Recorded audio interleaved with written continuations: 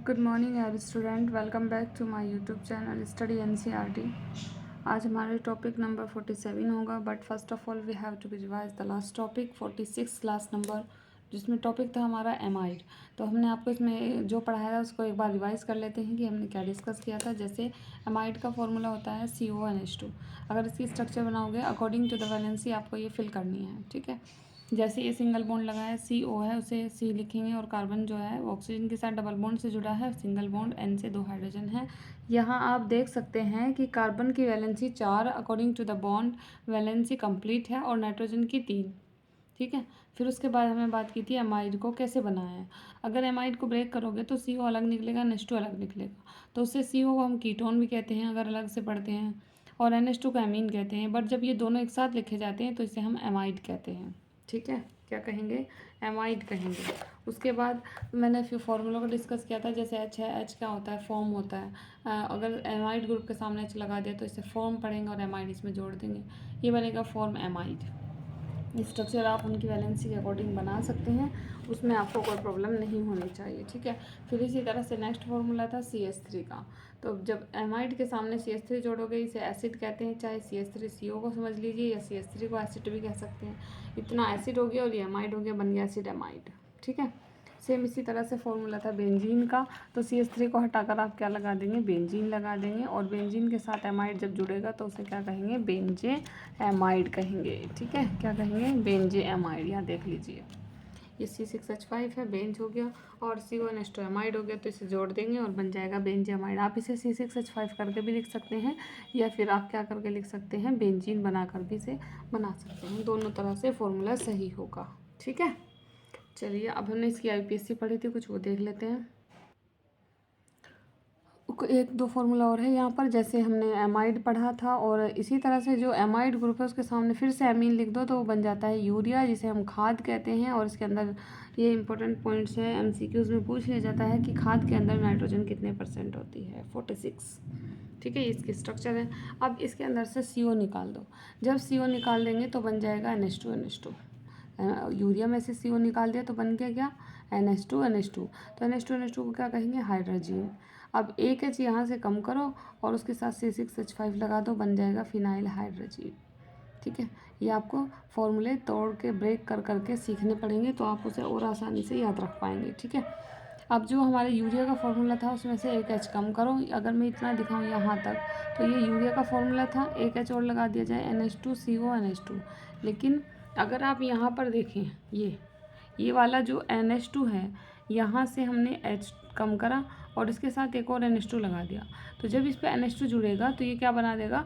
Urea बना। जो हमारा था यूरिया, यहाँ पर इतना हटाएंगे तो ये यूरिया बन जाएगा, NH2CO। लेकिन जब हम यहाँ से एक H कम करेंगे और हमने यहाँ पर क्या जोड़ दिया? NH2 जोड़ दिया, तो हमारा क्या बन जाएगा? सेमी कार्बे एजाइड बन जाएगा, ठीक है। चलिए, अब हम देखते हैं आगे हमने क्या पढ़ा था। हमारा टॉपिक था IUPAC नेम ऑफ एमाइड। क्या था? IUPAC नेम ऑफ एमाइड के जो IUPAC नेम है वो फंक्शन ग्रुप हमने आपको बता दिया है। सफिक्स में क्या करना है? ई हटाकर आपको एमाइड लगाना है। क्या करना है? ई हटाकर एमाइड। नंबर स्टार्ट उधर से करेंगे जिधर से CONH2 होगा, यानी कि इसी को आपको पहला नंबर देना है यहीं पर, ठीक है। इसी को क्या करना है? पहला नंबर देना है। HCONH2 एक कार्बन हो गया यहाँ पर, देखें यहाँ कितना कार्बन हुआ? एक पे क्या होता है? मैथेन। ई हटा दिया, एमाइड, ठीक है। तो क्या बन गया? Methane amide. इसी तरह से CH3CONH2 है, एक कार्बन है, एक ये है, कितने हो गए? 2। तो 2 पे क्या होता है? एथेन, और एथेन के बाद क्या जुड़ गया इसमें? एमाइड, ठीक है। इसी तरह से साइड चेन वाले थे, उनका भी नाम लिखना है। जैसे ये है CH3, C से Cl और Br लग रहा है, CONH2 है, तो इसमें क्या पढ़ेंगे? Br है, तो यहाँ पर हम देखेंगे CONH2 कहाँ पर आता है। जहाँ CONH2 आएगा वहीं से शुरू करेंगे, तो 1 2 3। दूसरे नंबर पर Br है तो 2 ब्रोमो 2 क्लोरो, 3 कार्बन हो गए, प्रोपेन एमाइड हो गया, ठीक है। इसी तरह से ये मैक्सिमम और अल्फ़ाबेटिक ऑर्डर में जब साइड चेन आएंगे तो उनका नाम लिख सकते हैं, 1 2 3 4। अब यहाँ पर आप देखें कि साइड चेन कितनी है? 1 है, 2 3 4 है। तो पहले किसका नाम लिखेंगे जो अल्फ़ाबेटिक ऑर्डर में आता है? Br का, तो 2 ब्रोमो, फिर 3 क्लोरो, फिर 2 इथाइल। दूसरे नंबर पे इन दोनों को मिलाकर क्या बनता है? इथाइल। और तीसरे नंबर पर मिथाइल है, तो हम क्या लिख देंगे यहाँ पर? 3 पर क्या है? ये मिथाइल है, तो 3 मिथाइल। कार्बन कितने हो गए? 4। ब्यूटेन लिखेंगे, ई हटाएंगे, एमाइड आ जाएगा, ब्यूटेन एमाइड, ठीक है। ये मैंने आपको बताया था नेक्स्ट क्वेश्चन कि कैसे ओपन करते हैं, ये वाला देख लीजिए, दिस वन। ये क्वेश्चन इंपॉर्टेंट है, इसमें आपको बुक में इसी तरह से ओपन करने को मिलेंगे। तो आपको पहले कार्बन काउंट करने हैं, उन्हें सिंगल बॉन्ड से जोड़कर उनकी वैलेंसी को कंप्लीट करना है, यानी कि 4 बॉन्ड लगाने हैं। उसके बाद आप साइड चेन लिखें इनके अंदर, और साइड चेन लिखने के बाद आप IUPAC नेम इजीली लिख सकते हैं। ठीक है, चलिए अब हम अपना अगला टॉपिक पढ़ते हैं। टॉपिक नंबर हमारा 10 होगा। तो आज हमारी क्लास नंबर 47 है और टॉपिक नंबर 10 है। तो इसमें हमारा टॉपिक जो है वो क्या है, नाइट्रो एल्केन है। ठीक है, तो अब हम इसमें पढ़ते हैं इसका फंक्शनल ग्रुप क्या होता है। ठीक है, तो इसमें हमारा जो फंक्शनल ग्रुप होता है उसे क्या कहते हैं, उसे कहते हैं NO2। क्या कहेंगे, NO2। ठीक है, अब अगर मैं इसकी बात करूँ कि इसकी स्ट्रक्चर बनाओ आप NO2 की, तो सबसे पहले आपको ये पता होना चाहिए नाइट्रोजन किस नंबर पर होता है, 7 नंबर पर नाइट्रोजन है। और आप इसका कॉन्फ़िगरेशन कैसे करते हैं। ठीक है, तो इसका कॉन्फ़िगरेशन कैसे करते हैं, 2-5 मैंने आपको बताया था लास्ट क्लासेस में भी, मैं हर बार आपको बताती हूँ। तो वैलेंसी कितनी हो गई इसकी, 3 हो गई। ठीक है, तो बॉन्ड भी कितने होने चाहिए, बॉन्ड इक्वल टू वैलेंसी। ठीक है, बॉन्ड इक्वल टू वैलेंसी होने चाहिए। और फिर है आपका ऑक्सीजन, फिर कौन है, 8 नंबर पर होता है ऑक्सीजन। इसे कैसे लिखते हो, 2-6। और वैलेंसी कैसे फाइंड आउट होती है इसकी, 8 - 6 = 2। तो इसके पास भी कितने बॉन्ड होने चाहिए, 2। ठीक है, ऑक्सीजन के पास बॉन्ड कितने होने चाहिए, 2 होने चाहिए। और यहाँ पर कितने होंगे, नाइट्रोजन के पास 3। यानी कि जितनी वैलेंसी है उतने ही बॉन्ड और उतनी ही वैलेंसी रहेगी। ठीक है, तो अब हम इसकी स्ट्रक्चर देखते हैं कि कैसे बनेगा। जो हमारा NO2 ग्रुप है, यहाँ पर जो हमारा ये NO2 ग्रुप है, तो इसकी स्ट्रक्चर हमें कैसे बनानी है। ठीक है, तो सबसे पहले हम लिखेंगे नाइट्रोजन और फिर ऑक्सीजन 2। और यहाँ पर मैंने बॉन्ड क्यों लगाया, ये भी आपको ऐसे समझ में आ जाएगा। 3 तरह के बॉन्ड होते हैं, वो भी आपको मैं अलग बताऊँगी। तो यहाँ पर ऑक्सीजन लगा है एक डबल बॉन्ड से। अब आप देखो, इस ऑक्सीजन की कंप्लीट है, इस नाइट्रोजन की कंप्लीट है, सिंगल बॉन्ड 1, 2 और ये 3। और एक ऑक्सीजन लगा होता है एरो वाले बॉन्ड से। इस बॉन्ड को हम कहते हैं हिंदी में उपसहसंयोजक बॉन्ड। इसे क्या कहते हैं, उपसहसंयोजक बॉन्ड, उपसहसंयोजक। ठीक है, इसे कहा जाता है उपसहसंयोजक बॉन्ड। और इंग्लिश में इसे कहते हैं कोऑर्डिनेट बॉन्ड, कोऑर्डिनेट बॉन्ड। इसे हम वैलेंसी में काउंट नहीं करेंगे, बॉन्ड को हम काउंट करते हैं ना वैलेंसी देखने के लिए कि इसकी कितनी है, 1, 2, 3 तो पूरी हो गई। ऑक्सीजन की 2 है तो 1, 2 पूरी हो गई। इसे नहीं हम गिनेंगे, वरना यहाँ 4 हो जाएगी, तो ये काउंट नहीं किया जाता है। ठीक है, समझ में आ गया, गॉट इट। चलिए अब इससे रिलेटेड कुछ फॉर्मूले देख लेते हैं पहले। जैसे पहला फॉर्मूला, एग्जाम्पल इसके फॉर्मूला का, जैसे अगर हम NO2 के साथ, अगर हम इसे ग्रुप को पढ़ेंगे, नाइट्रो हो गया, लेकिन अगर इसे फॉर्मूले में हम H के साथ जोड़ दें, ठीक है, तो इसे क्या कहते हैं हम, इसे हम कहते हैं नाइट्रस एसिड। क्या होता है, नाइट्रस एसिड। ठीक, फिर अगर इसे हम किसके साथ जोड़ दें, बेंजीन की, तो क्या लिखेंगे, C6H5NO2। या फिर आप कैसे बना सकते हैं, बेंजीन बनाएंगे इस तरह से, और यहाँ पर क्या लगा देंगे, NO2। तो इसका एक ही बात है, इसका नाम क्या होगा, तो इसे हम पहले लिखेंगे नाइट्रो और फिर क्या बन जाएगा, बेंजीन। इसका नाम एक और होता है, कि नाइट्रो तो है ही, अगर ग्रुप की फॉर्म में पूछें आपसे तो आप इसका नाम बता देंगे कि ये नाइट्रो है। क्या है, नाइट्रो। लेकिन अगर फॉर्मूले में आ जाएगा कहीं पर, तो तब आप इसे नाइट्राइट भी पढ़ेंगे। क्या पढ़ेंगे, नाइट्राइट। तो नाइट्रो हो या नाइट्राइट हो, ये दोनों एक ही होते हैं।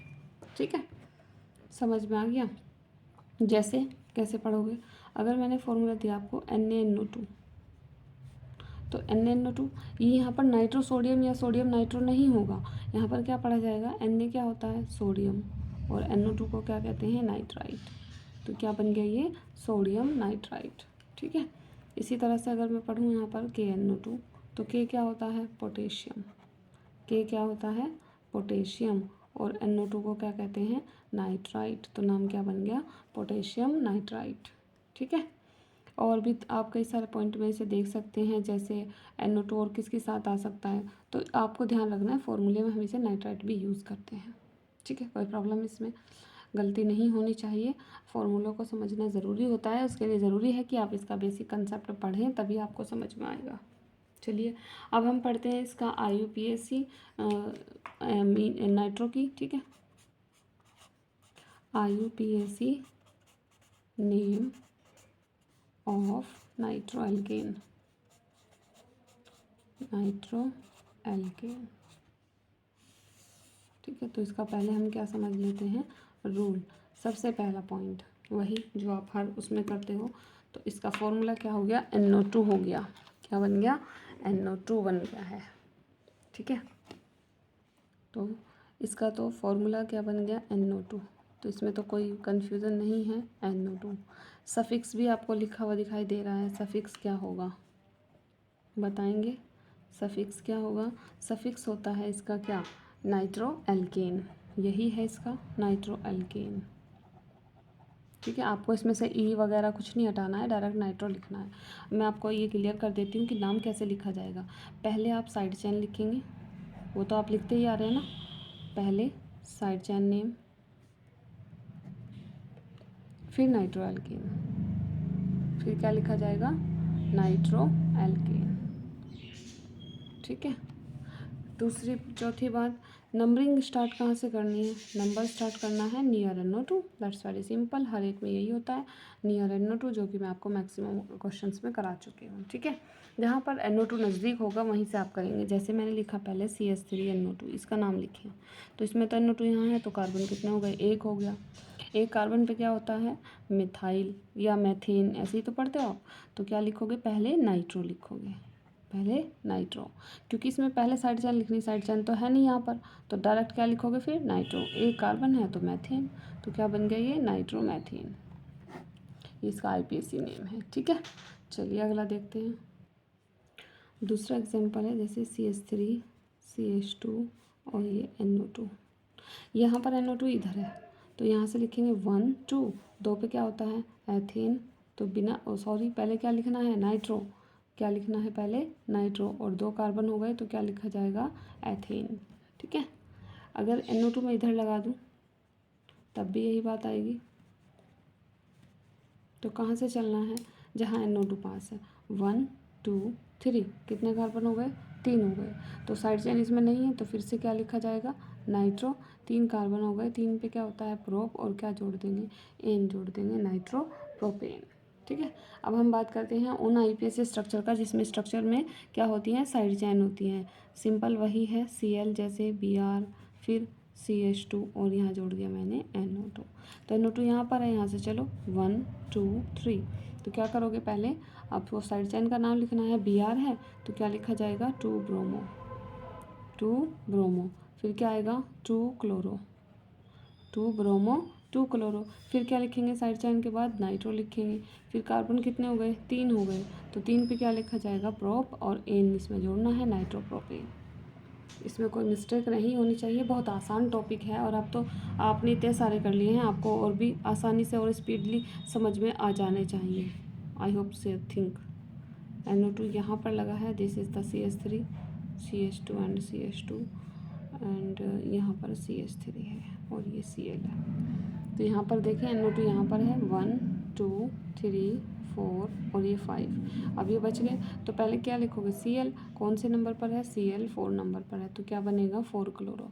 दूसरे नंबर पर 2 बार क्या है, मिथाइल है, 2 डाई मिथाइल आएगा, 2 डाई मिथाइल, क्या आ जाएगा, 2 डाई मिथाइल, ठीक है। समझ में आ गया 2 डाई मिथाइल कैसा आया। दूसरे नंबर पर 2 CH3 लगे हैं इनके लिए।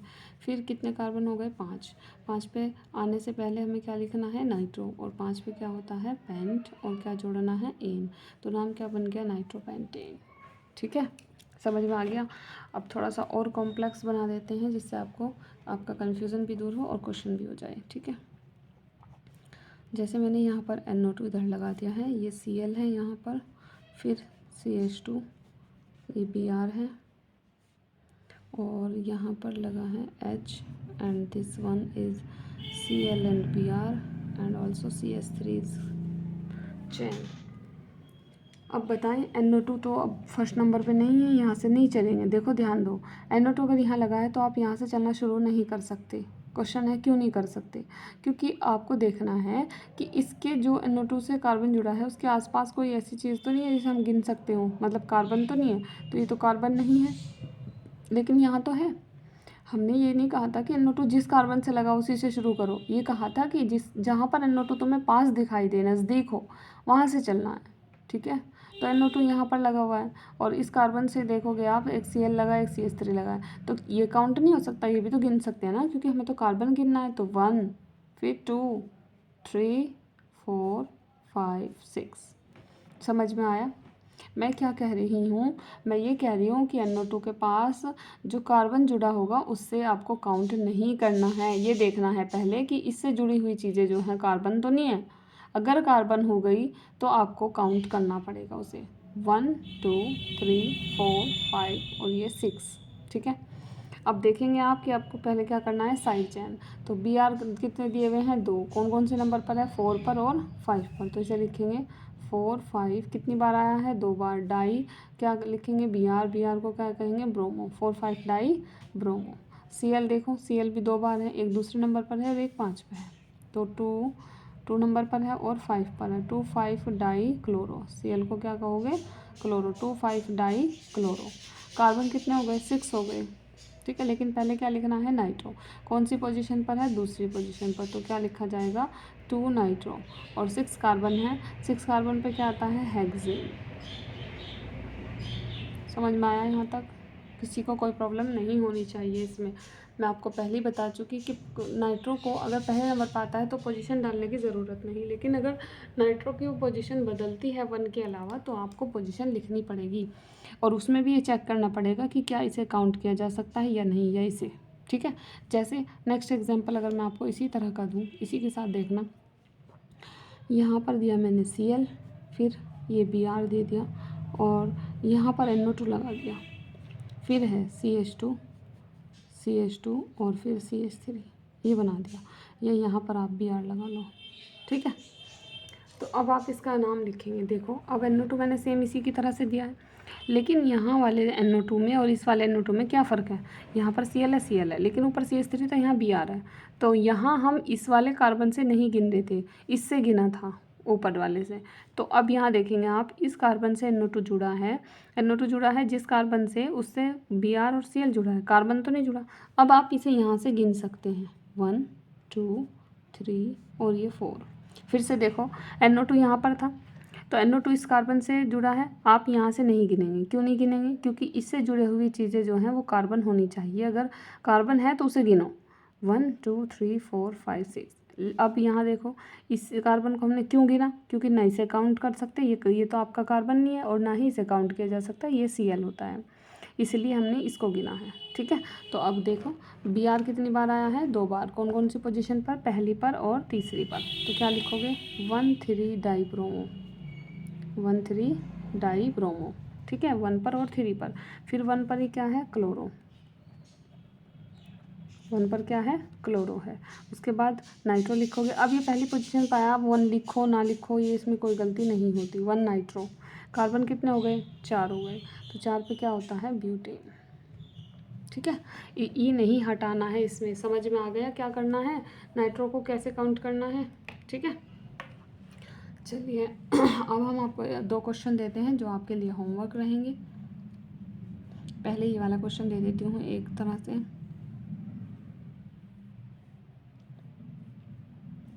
यहाँ पर NO2 है, ठीक है, Cl, Br, CH3, एक तो क्वेश्चन आपके लिए ये होमवर्क क्वेश्चन है, ठीक है। एंड नेक्स्ट क्वेश्चन आपके लिए ये रहेगा,